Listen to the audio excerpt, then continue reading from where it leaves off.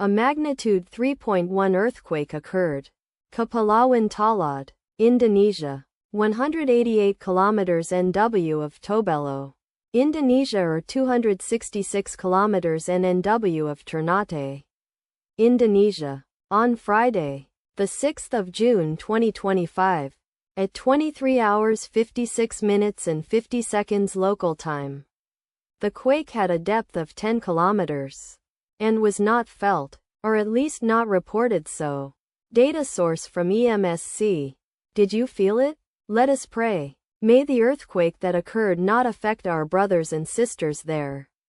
May the earthquake not happen again. And may God protect everyone. Amen.